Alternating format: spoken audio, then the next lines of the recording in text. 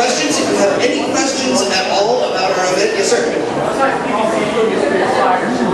What size PVC do we use for our slider shin guards? 6 inch. This big. 6 inch. 6. Watch it. That's good. You got, yes sir.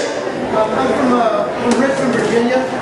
Rock on. I worked in Williamsburg for 2 years. I was going to ask, if you guys use the exact same process, or is there any? No. Actually, we both started doing the event at the same time. Their event is a little bit different from ours in the fact that it is a mix-in. It just goes straight in from their day product, and they've actually started earlier and earlier. They are more family-friendly than we are. And therefore, we do not necessarily follow the exact same process. I do know the team that works up there, they focus a lot more energy and effort on their shows. Their houses are okay, but they don't go to the level that we do. So we kind of work in we focus in different places. Yes? Tell us what your budget is, and do you mind telling us what your advertising budget is? A lot, and not quite as much. Next question. Yes, sir. How do you organize 1,000 actors? How do we organize 1,000 actors? That's an excellent question. Each individual house has its own stage manager, and they are responsible for making sure that the performers check in, making sure the performers do their jobs. They are involved intimately in the rehearsal process with myself and my team. We go through an orientation for absolutely everybody who comes in. So the very first night, they know all of the things that are expected of them. It starts out as an orientation in a very large hall where we share our Scare With Care video, which we created about 9 years ago. We also make certain they understand all of the processes that the park requires. Then they come back for their first night of rehearsal. They go down to their venues. They're trained on their makeup. They are fitted in their costumes.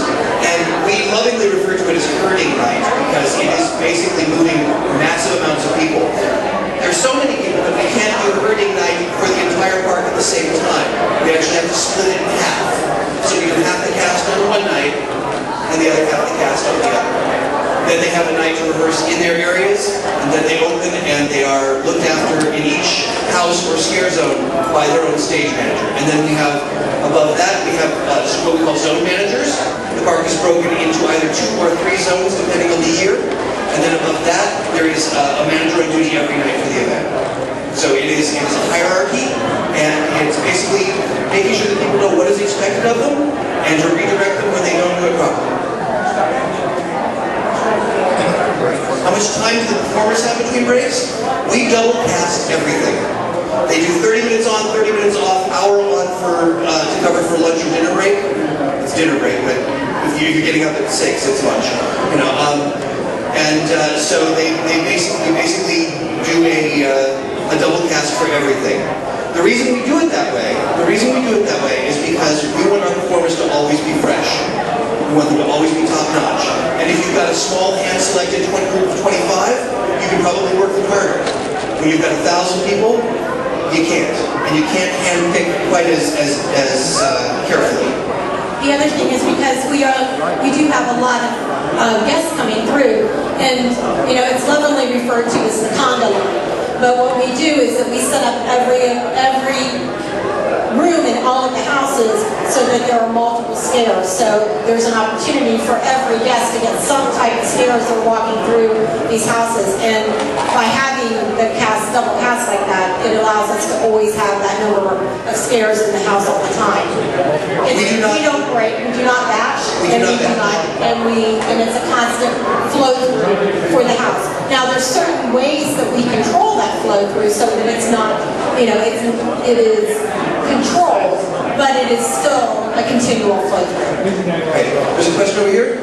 Yeah, yes. When the actors are 30 on and 30 off, we're still paying for the hour? Yes. Yes, they are paid. We pay them from the time that they get here to the time that they leave. And we give them time to get here, put their makeup on. That is paid time. Do physical and vocal warm-ups is paid time, again, because it goes right to our safety record.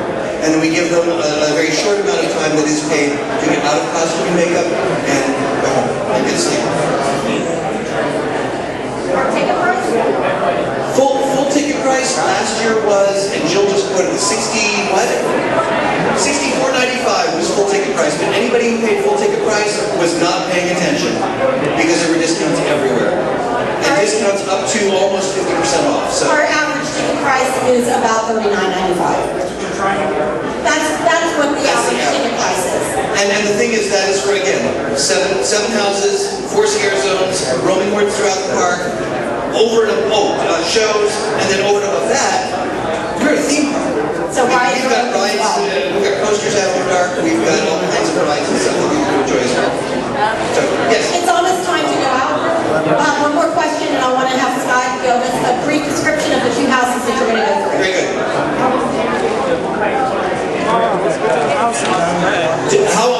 How much paid time do you get to get ready and to get out of costume and makeup? It depends on the role. It depends on how complicated the makeup is. Some of our airbrush artists, standard folks who have your basic makeup, what we usually do is give them an hour call time, anywhere from 45 minutes to an hour call time to get ready, and then between 15 and 30 minutes to clear out. Again, it depends on the house. All right, before you guys head off, Here's the schedule for right now. Those of you that have the red pieces of paper, you are the feature crew. The house that you're going to go through first is reconstruction. The doctor is in. That is over in Akbar. So when you go out and down the stairs, you're going to go immediately to your left. You don't necessarily have to go there immediately, but because you will be returning to the Crown Colony. If you are part of the Scare Squad, you're going to be going to Nightshade Toys. And Nightshade Toys is down the stairs and directly across, and you're going to go just around the corner to go into that. If you'll just listen to the description of those 2 houses real quick, that'll help you understand the experience a little bit more. Right. Thank you again for being here, everybody. We really have enjoyed having you. Hope you've had a good time for dinner, and we'll see you downstairs. Listen to that description. wait, real quick, because I know you guys want to go see these houses, and believe me, I want you to see them as well. What we have done tonight is both of these houses will be operational to the point where they do not have performers in them, but they will be at full lighting, full audio, and various effects as well. We've actually, because I know hunters love to look at detail, we've actually bumped up the light levels just a little bit, so it's a little brighter in there than it normally is, so you guys can walk through and look closely at stuff. For those of you who are going over to reconstruction, the doctor is in. The concept to this house is that Dr. Edgar von Angst has been laughed out of the medical community. He is now working sort of underground in an alley. He has a little office in an alley where he is taking any patients that comes his way and is reconstructing them with things that he has found in the alley. It's basically rebuilding. It's kind of a modern version of the Frankenstein myth. So he's rebuilding people with metal pieces, rusty chunks of things, rather sinister and gross. It's one of the bloodiest houses we've done in a while, and you'll get a chance to look at some of the grossness over there with the detail. With Nightshade Toy Factory is, you had a chance to, some of you may have met Mr. Nightshade out there earlier. Mr. Nightshade has developed a very odd way of doing toys. What happened was the Toy Factory closed in about 1960. And the interesting thing about it is it still kept producing toys. So, but nobody ever saw kind of where they went. Well, now you're going to see what's been going on behind the closed doors of Nightshade Toys for the last 50 years or so. The best way to describe it in a single sentence is it's the Willy Wonka of toys gone horribly, horribly wrong. You'll now know where costume characters go to die. That's right. Enjoy the night. Please stop Robbi and I if you do have any questions. We'll be happy to chat.